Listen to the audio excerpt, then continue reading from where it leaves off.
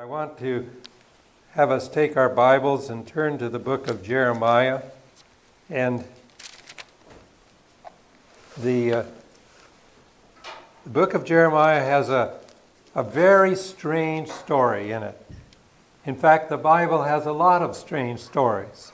Some of the stories in the Judges are kind of strange, and some of the ones in the minor prophets are. But this is what we consider a major prophet. So Jeremiah 35.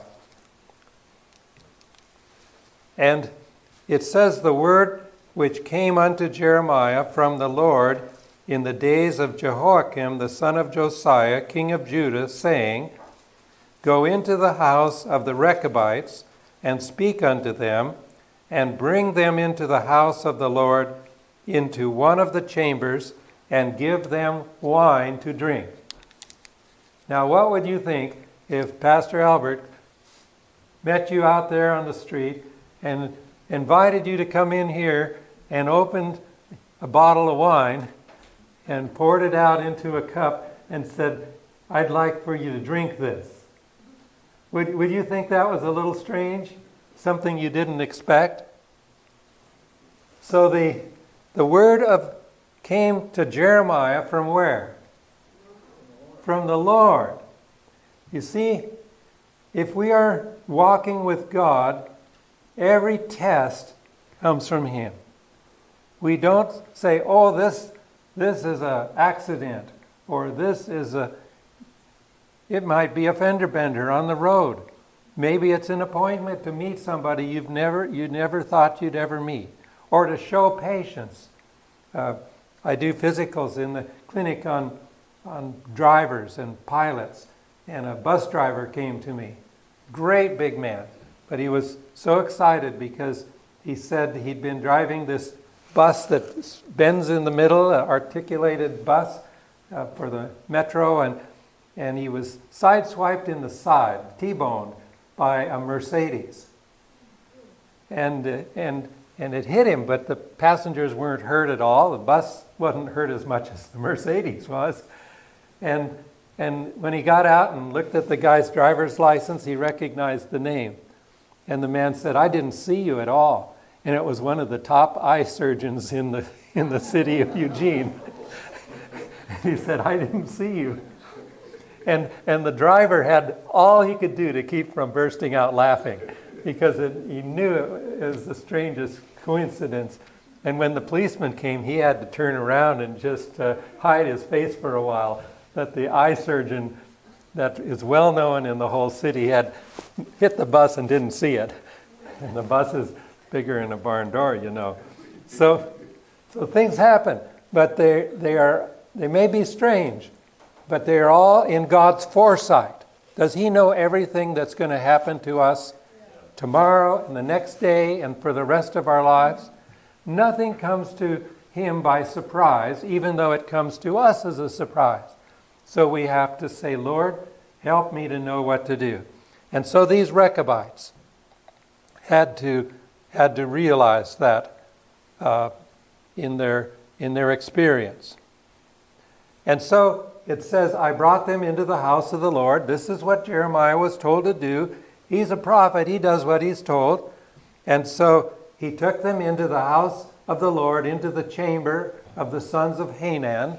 That's one of the chambers. As you know, the temple had lots of chambers and offices and apartments in it.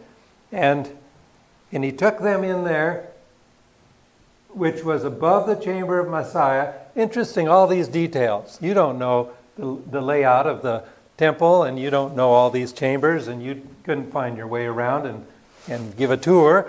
But the Bible gives these details, and then it says in verse 5 what he did. "I set before the sons of the house of the Rechabites pots full of wine."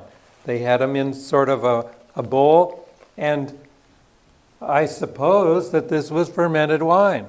It doesn't say for sure, because the word in the Old Testament as well as the New can refer to either one. But he said, "Drink ye wine."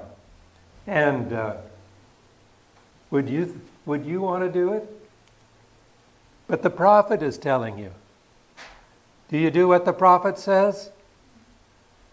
Normally we do, don't we? I'm not telling you to disobey any prophet, except we are told to test the prophets and try the prophets and be sure that they are speaking for God. But Jeremiah was speaking for God. This is the peculiar thing about this story in the Bible. And as he spoke to them, they declined. And they said no. And the artist has tried to capture a picture. It's very colorful. I don't know if they're all dressed with so many colorful things. We're kind of plain compared to the Old Testament people going into the temple, aren't we? Gray and black and brown and ordinary colors. But here they are, very colorfully dressed. And they said no. And they gave the reason. And the reason was because of their fathers. Now, most people don't realize this, but this was not just their father. This was an ancestor that lived 270 years before. This is a long time ago, like your great-great-great-great-great-grandfather. And he had told them, don't you ever drink wine. But he told them some other things, which we're going to study too. I think this is fascinating, because they honored their father. Do you know that's in the Ten Commandments? Honor thy father and mother, that thy days may be what? Long upon the land which the Lord thy God giveth thee. And that was fulfilled to this family. We will find out in just a moment. And so they did it to honor their father, but they also honored their God, because God is the one who said to honor our father. Now, there are some fathers in the world that are not particularly honorable. And if they are not following God, and they encourage us to, by their example or their words, to sin, we should honor God above men. Aren't you with me there? So that was not the issue, but he had told them this. And I want to show you something else that he told them. This is their response. They said, we will drink no wine, for Jonadab, the son of Rechab, that's why they're called Rechabites, Rechab, our father, commanded us, saying, ye shall drink no wine, neither ye nor your sons forever. My father told me not to drink wine too. I thank the Lord for being raised in a godly home. My parents adopted me. I don't know what would have happened otherwise, but they picked me and they said, we got you because we chose you. I don't know if they went like you do to the pet store and there's all the doggies wagging their tails, and you fall in love with this one. But they said, we chose you. I knew some other kids were accidents, so I always felt special. I was chosen. But I was chosen by God to be in that home, to grow up in a Seventh-day Adventist home and to go to our schools nearly all years except one. And I'm thankful because my father told me. And one time somebody came and handed me a bottle of alcoholic drink, and they popped the top off and it started to foam out. Now you know what kind of a drink it was, and because they shook it up a little bit. And I knew what to do. I just went over to the sink and turned it upside down, and glug, glug, glug, it went down the sink. And that's the one and only glass of liquor that I've held in my hand in my whole life. And it went down the sink. I thank the Lord for my father. These people, it was their grandfather, Jonadab. He said, don't you do it. But the other thing he said, neither shall ye build a house, nor sow seed, nor plant vineyard, nor have any, but all your days ye shall dwell in tents, that ye may live many days in the land where ye be strangers. Now to me that's very interesting, because one of their lifestyle was not just being a teetotaler and not drinking alcohol. They were to live simply. To live simply is to be humble.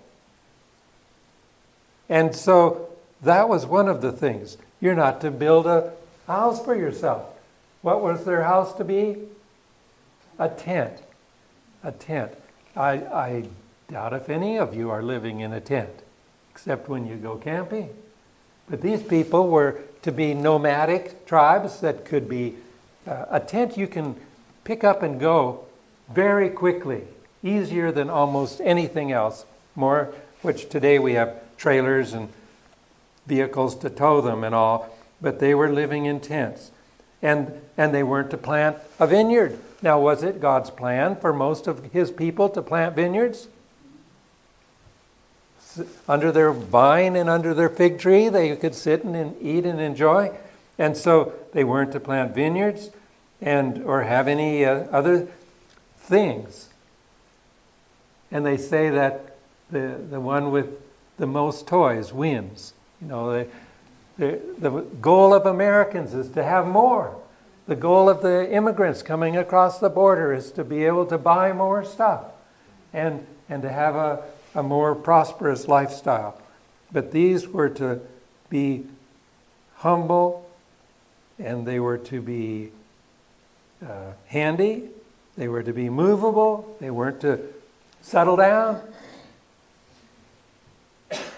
And that was their lifestyle. And do you know they'd done it for more than 200 years that way? Isn't that remarkable? It's so unusual that God put a whole chapter in the Bible telling us about this to remind us that those who do God's will, even to the next and the next and the next generation, will be blessed. Some years ago I was in England and we were starting a health center called Enton Hall, south of London, out in the country. Beautiful place that God provided for God's work for many years. And when we went there, we found out that the founder of that, back in the turn of the previous century, that would be back about 1900 or so, had actually studied with Dr. Kellogg in Battle Creek and had gone over to England and had found this estate, and he'd founded a health center, and it had hydrotherapy, and it had various baths and showers and saunas, and their diet was a pure plant-based diet, and it had been that way for decades. And how in the world did you learn that? Well, the previous founders of this place, decades ago, before actual World War I, had learned from Dr. Kellogg how to feed his patients, and they had been doing it the same ever since, even though they no longer knew why. They couldn't remember what Dr. Kellogg explained about how they were to feed them and why they chose plant foods rather than meats. And the other thing was interesting. They didn't drink water with their meals there because they'd learned that from Dr. Kellogg. They didn't wash their food down. They drank their water before or a little while after, and they couldn't remember why. But we thought, that is amazing that they had continued to do what they were taught, even though the rationale behind it had been lost. Well, that's what the Rechabites were doing. They were doing as they had been taught, and that was good enough. And so it says, "Thus have we obeyed the voice of Jonadab the son of Rechab, our father, in all that he hath charged us, to drink no wine all our days, we, our wives, our sons, nor our daughters." Wouldn't it be wonder if all your sons and daughters had done exactly what you had taught them to do? Does the Bible say something about that? Train up a child in the way he shall go, and when he is old, he will not depart on it. But so many of them go over Fool's Hill in between young and old. And they're out in the world, and finally they come back and some sort of broken down and having wasted some years. And some of us have done that too, and the mercy of God says, I'll take you back anytime. I'll give you a new chance, and don't be worried if some people make you feel bad, or if you look a little weather-beaten yourself. I got something for you to do. I found out when I came in here this morning that there's something for everybody to do that comes early. There's brother do this and that and the other thing and setting everything up, and I heard some beautiful music to put us in a spiritual atmosphere here in this place, and it was good. I've just so much enjoyed being here in Eastern Washington. So now let's look at again and see what happened. So there they are, dwelling in tents. Now there's some pyramids in the background, and I'm not sure if they're the right tents, but that's the best I could find when I Googled in Issachar, and the Rechabites, and there were their tents. But you see, this is no palace. And like the Israelites, their tents weren't to be surrounded by trash. Their tents were to be neat and tidy and clean. The Israel camp was to be a model of order for the surrounding nations even. So God wants us to be men and women of order and organization. And I'm not trying to pick on anybody here, except to encourage us all to do the best we can. I was talking to some young people about this and reminding them how the Navy SEALs train. When you join the Navy SEALs, and you have to be pretty physically fit to even pass the initial exam, but then you go into training, and you know what the first thing they train a Navy SEAL to do? To make their bed. The first thing they have to do is make their bed. It has to be neat, the corners tucked in and everything straight. And do you think they get inspected? If any of you have been in any military branch, you know that they're very good inspectors. And there's so many push-ups to do, or KP or something if you don't meet muster. But that's the first thing they do. And one man who was a commander in years later, he said, and that was just great, because we found out that when we went to bed at night, our bed was already made. And I was telling some young people that, and they sort of hung their heads like this, and I could tell that some of them, I knew their rooms weren't the neatest, but I said, let's work on it. Because we are told in Ellen White's writings that angels come and inspect our premises. And when they see that there's order, they like to linger. They linger because they like neatness and order. And so I call it angel traps, where you want them to stay a while. You've got to be organized. So I'm trying to do that in my garden and in the place where I live, which is pretty simple now too, because I live in an RV, but I'm out in the country under the trees where it's just peaceful and quiet. So Jonadab's charge for his family was, in the next few verses, not to build houses for us to dwell in, neither have we vineyard, nor field, nor seed, but we have dwelt in tents and have obeyed and done according to all that Jonadab, our father, commanded us. It looks like they either would buy food from others or that they were foraging for food. How many of you could survive for a week if you had to forage for everything? Edible wild plants, they're called. How many of you could do that? Okay, there's maybe a handful. Some of us might get hungry, though. There was a Russian family that came to this country, and they started down in Southern California on the Pacific Crest Trail, and they were going to stop periodically to buy food, but they found out quickly that they were running out of money, and so they foraged. And now the family have written a whole series of books on how to choose edible wild plants. You might say, well, they don't taste as good. Depends on how hungry you are. and how desperate you are for something to eat. And it doesn't mean that you live off the animals that roam the forests. You live off the plants. God will help us. Did he help the Israelites when they were wandering in the wilderness for 40 years? What did he give them to eat? Manna. Do you know that Hebrew word, what it means? It means, what is it? What is it? It wasn't, oh, that's manna, like we say, oh, granola, it's wonderful. No, what is that? Like people today might say about tofu. What is it? And Moses said, this is the food that the Lord has given you to eat. And was it good for them? It sustained them for 40 years. They never were hungry. And it taught them some other things, how to prepare food on Friday for the Sabbath day, how to gather twice as much. When some of them decided they'd just go out the next day and get food as well, it wasn't any good or wasn't there. And if they gathered too much on other days, it bred worms and spoiled. So God wanted to teach them Sabbath keeping, dependence on Him, and put them on a simple diet.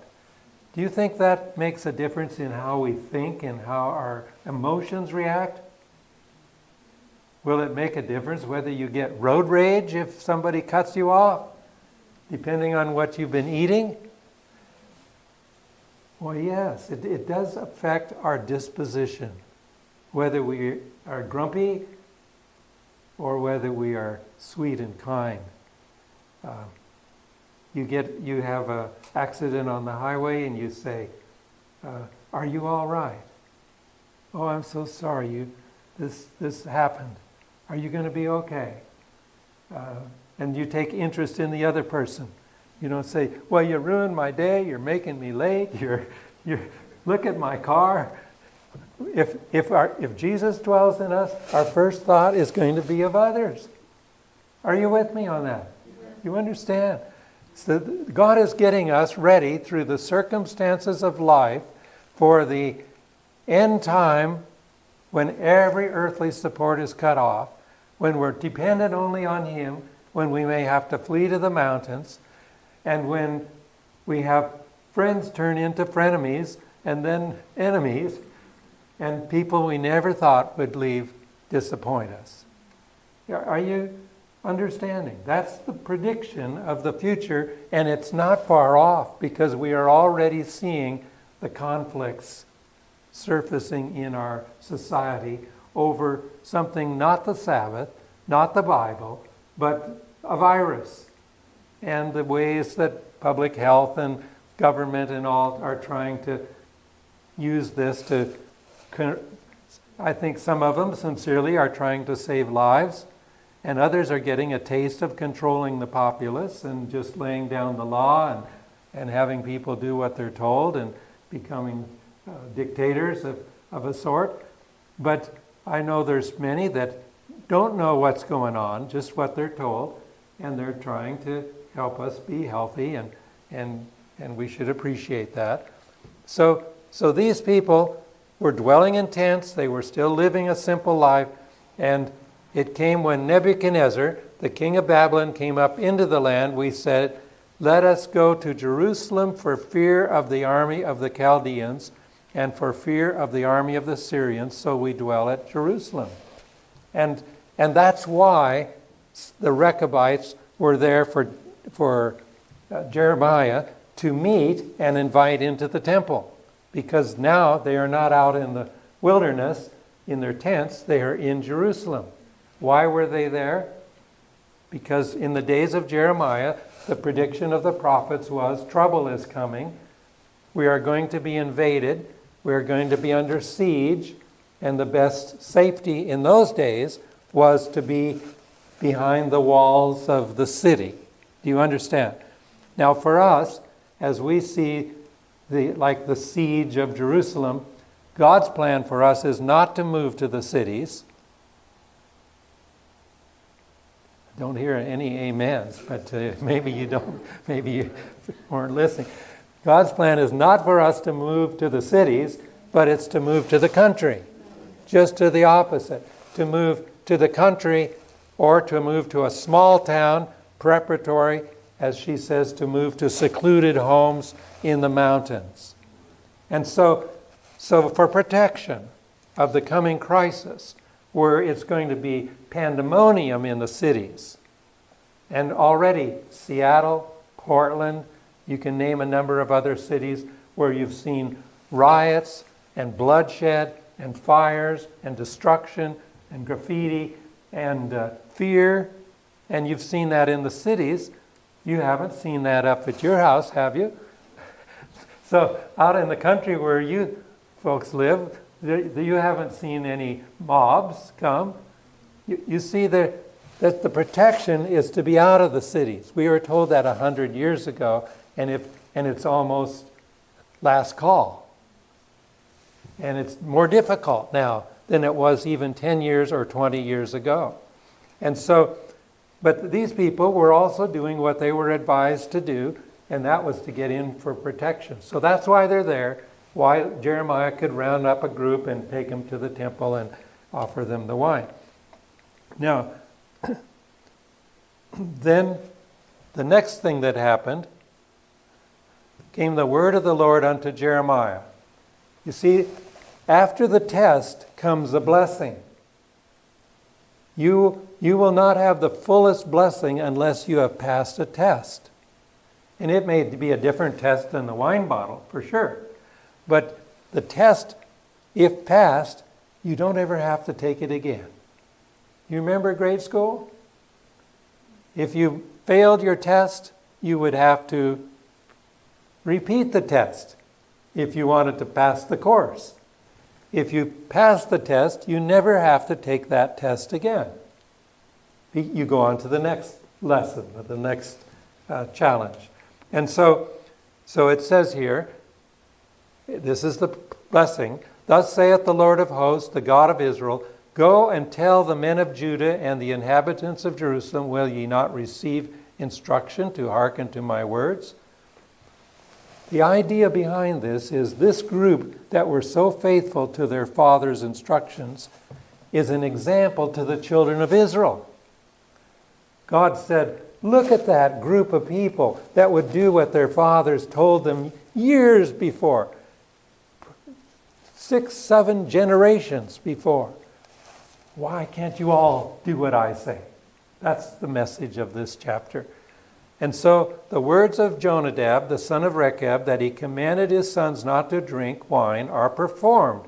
For unto this day they drink none, but obey their father's commandment. Notwithstanding, I have spoken unto you, rising early and speaking, but ye hearken not unto me. God rose early to commune with his people. Did you get up early this morning? Don't have to answer that. Sabbath's the day of rest. Some of you slept later than usual. Some of you might be like me that wake up when there's daylight. And I was awake before an alarm went off at 6. I was already awake for a while, thinking about our Sabbath together and sharing some things with you. And the Lord is teaching me. And I'm thankful for what he teaches me in the morning. I learn more in the early morning hours than I do at any other time of day. My mind is clear, I'm refreshed, get a drink of water, and move around a little and study for a while. And so the whole day goes better. So God was sending prophets, Jeremiah being one of them, to his people to help them to know what to do. So it's performed. Now, the obedience of this group of people, I want you to look at this either in your Bible, in Jeremiah 35, 16 to 19, or it's on the screen. Because the sons of Jonadab, the son of Rechab, have performed the commandment of their father, which he commanded them, but this people hath not hearkened unto me. Therefore thus saith the Lord God of hosts, the God of Israel, behold, I will bring upon Judah and upon all the inhabitants of Jerusalem all the evil that I have pronounced against them, because I have spoken unto them, but they have not heard. I have called unto them, but they have not answered.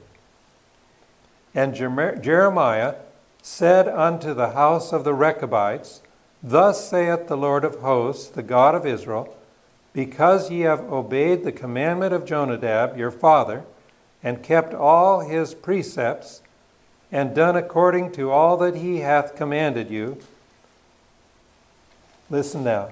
Therefore thus saith the Lord of hosts, the God of Israel, Jonadab the son of Rechab shall not want a man to stand before me forever. Now the Israelites as a group were dispersed. First the nation of Israel, then Judah, taken captive by Nebuchadnezzar and sent back, but only a few can trace their lineage as the Jews do today to Benjamin or tribe of Judah. But not all the other tribes. The only ones are the Rechabites. And I want to show you how God fulfilled his promise through Jeremiah hundreds of years before the time of Christ. This is just interesting. Because in the book Conflict and Courage by Ellen White, it's a devotional book, she says, if the requirements of a good and wise father, that was Jonadab, who took the best and most effectual means to secure his posterity against the evils of intemperance, were worthy of strict obedience, surely God's authority should be held in as much greater reverence as he is holier than man. Our Creator and our Commander, infinite in power, terrible in judgment, seeks by every means to bring men to see and repent of their sins. By the mouth of his servants, he predicts the dangers of disobedience. He sounds the note of warning and faithfully reproves sin. His people are kept in prosperity only by his mercy, through the vigilant watch care of chosen instrumentalities. He cannot uphold and guard a people who reject his counsel and despise his reproofs. For a time he may withhold his retributive judgments, yet he cannot always stay his hand. It would be like if you were going down a swift running river in one of these rubber boats, and you were having the excitement of the waves and what would the guide tell you to do before you even got in the boat? Put your life jacket on. That's right, brother. You're a good guide. Put your life jacket on. You say, well, it's a hot day, and it's kind of that rubber against the skin, and it makes me sweat, and I don't think I need that. I'll just sit on it. But the reason for it is because you could dump yourself over. Sometimes only one person sitting on the edge of one of those things hits a bump and goes flying, and sometimes the whole thing hits a wave and turns over. And the ones with the life jacket on, their lives are spared. Do you understand? And so we do what we're told by the one who organizes the trip.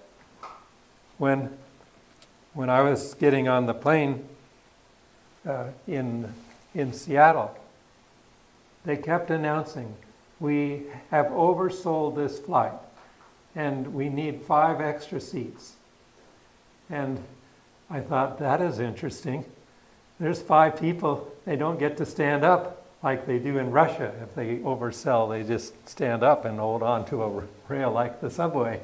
But they want 5 people to get off, and they say, if you go tonight or stay overnight, we'll get you a hotel room and some meals, and we'll give you a credit of $500. And that went on for half an hour or so, and then they made the same announcement because nobody had taken them up on it, and they said, we'll give $750. And then a few minutes later, they'd gone up to $900. They start low, and it happened on several flights while I was sitting there listening to them, several flights. And I thought, suppose we hear, well, we're oversold on the flight beyond Orion to the New Jerusalem, and if anybody will get off and take the next flight, but there's not going to be any next flight. Don't let the devil sell you on getting off God's heavenly chariot when you have a reserved seat. Do you have a reservation? If you are in Christ, you're a new creature. Jesus said, I've gone to prepare a place for you. For each one of you, he's got a place. And when the devil comes along and says, he's oversold, there's no room for you. Oh no, this is not like Bethlehem where they had to go to the stables. This is like God's chariot that is going to take all of God's people. And there's no plane on earth that can hold as many as are going to be redeemed when Jesus comes. The biggest plane that usually they haul tanks and weaponry, or I suppose they could fit 1,000 people into one of those, although the most passenger planes are usually 300 and some. And so God says, I got 144,000 that are going to be living, and a multitude that no one can number that are going to be resurrected from the graves, and I'm going to take them all to heaven, all at the same time. And 1 week assembling to the scene of glass, and I was thinking about that as they're upping the ante for the people that they wanted to bump off, and then I saw who the 5 were. It was a pilot and a co-pilot and 3 flight attendants that they were trying to transport to get on another plane, and they sat in the back behind me, and I saw who they were trying to bump off some passengers to accommodate. But God has a promise. Now these people were going to be blessed beyond what they could even imagine. This is a short paragraph that I found on Wikipedia. You all know what Wikipedia is. It's like the encyclopedia on the internet. And it's an article on the Rechabites. They belonged to the Kenites who accompanied the Israelites into the Holy Land and dwelt among them. The main body of the Kenites dwelt in cities and adopted settled habits of life. But Jehonadab, it says here, forbade his descendants to drink wine or to live in cities. They were commanded to always lead a nomadic life. Now, get this. The Rechabites adhered to the law laid down by Jonadab and were noted for their fidelity to the old established custom of their family in the days of Jeremiah. And this feature of their character is referred to by God for the purpose of giving point to his message to the king of Judah. As a reward for their fidelity, God proclaims that they will always be a descendant of Jehonadab in his service. Now, this is the way it continues. There's a rabbi, Halaphah, in the 1st and 2nd centuries. This was about 600 years after Jeremiah's time. And he was a descendant of the Rechabites, according to the Jewish encyclopedia called Halaphah. And then in Easton's Bible Dictionary, the reference at the bottom there on the right, in 1839, the Reverend Joseph Wolfe, you've heard of Joseph Wolfe if you've read the book Great Controversy, who, and we don't call him Reverend, but that's what the Bible Dictionary called him, who later went to Bukhara, which is what country? Afghanistan. It's close to Afghanistan, yes. To attempt to save Lieutenant Colonel Charles Stoddart and Captain Arthur Connolly, who had been captured. Found in Yemen, near Sanas, a tribe claiming to be descendants of Jehonadab. So this was in 1839, and in the late 19th century, a Bedouin tribe was found near the Dead Sea who also professed to be descendants of Jehonadab.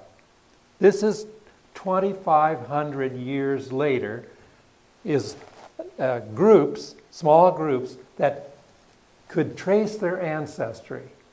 So when God said, you shall not want a man to stand before me forever, here it goes, 100 years, another 100, 500, 1,000, 2,000, 2,500 years, and the tribe is still identifiable. Isn't that interesting? And it's confirmed by Sister White. I'll give that in a moment. But there's a group of people studying ancient orders. And they say if any order in the world has a claim to call itself an ancient order, it is that of the Rechabites.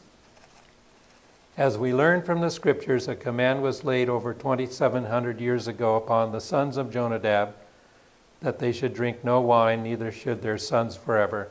And the injunction has been obeyed. They've done a better job of fulfilling the commands and the directives of their fathers than almost any other people in the world. Even Seventh-day Adventists. How many Seventh-day Adventists can say, we are still following the counsel of our forefathers, William Miller, James and Ellen White, Joseph Bates, the counsels on health, the counsels on country living, the counsels on a simple life, getting out of debt, and all kinds of little details that we've been given. And so these Rechabites were still there, visited by Joseph Wolf around the Dead Sea, adhering faithfully, at the bottom line, to their total abstinence principles. Now, other orders can claim the questionable honor of being founded by mythical personages, but the independent order of the Rechabites has an uninterrupted line. That's a fulfillment of a Bible prophecy by Jeremiah and God in the Old Testament.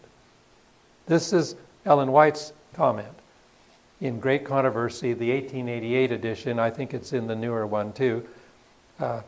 In his travels in Bokhara, Joseph Wolf, found the doctrine of the Lord's soon coming held by a remote and isolated people.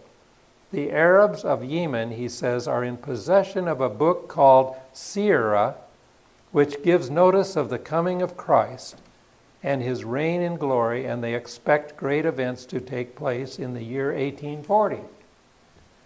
In Yemen, he says, I spent 6 days with the Rechabites.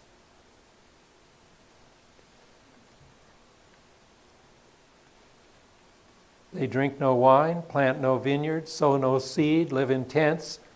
They were doing it all. Still. And remember the words of Jonadab, the son of Rechab. With him were the children of Israel of the tribe of Dan, who expect in common with the children of Rechab the speedy arrival of the Messiah in the clouds of heaven. They were Adventists. They were descendants from the Old Testament times of a group that still believed in the coming of the Messiah, the coming of Christ.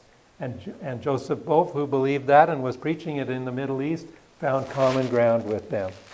Now, as an aside, Joseph Wolf got to preach the second coming of Christ in Congress.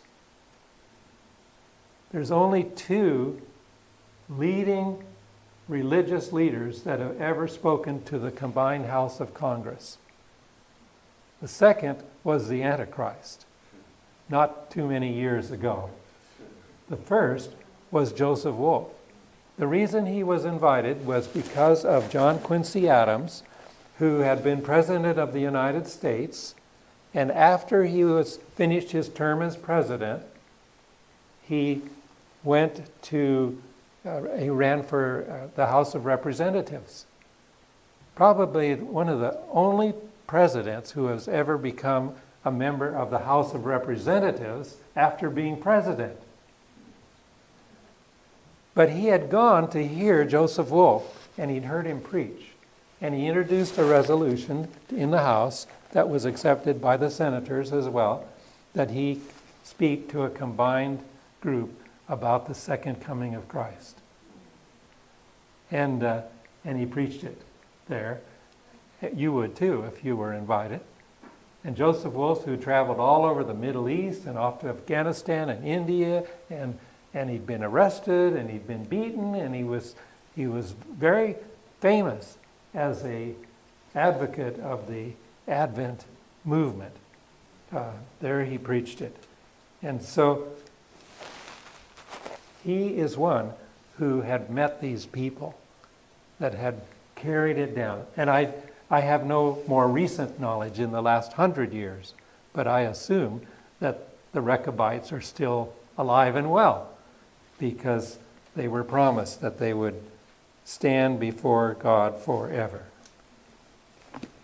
When we do what God says, friends, he's going to bless us too. This is the interesting thing about the Rechabites. And why we study is because of some encouragement in the inspired writings. This is from the Paulson collection, page 78. As a people, we need to study this portion of sacred history, for these experiences are being brought into the lives of the people of God in these last days. Temptations to luxury, temptations to intemperance, temptations to the other things that the Rechabites were told to do. And it says, a people who have had great light and every evidence of truth are turning away from the light and following their own what? Impulses. Is it safe to follow your impulse? No. There might be times, like if you see a rattlesnake, you have an impulse to jump back. There's some occasions where your instinctive reaction is reliable, but we aren't to follow our impulses when you see advertising to buy something fancy and you don't need it and you can't afford it, or eat something that you know is not good for you. The instruction God has given in the record of his people in early days is not regarded. The mistakes and sins of his early people are being repeated in his people today. Warnings and admonitions given in that day are not being heeded in this. Notwithstanding all the warnings that have been given, they see not their danger, but join the ranks of the enemy and fight on his side. And that's a sad thing. And my prayer today is that we'll remember the Rechabites and how they were blessed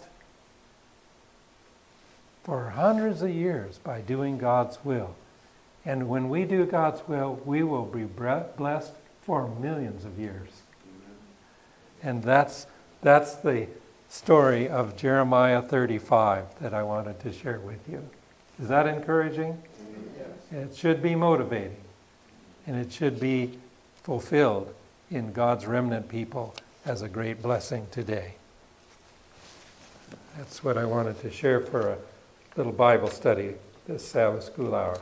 Any questions that you have before we have a prayer and give you a little break?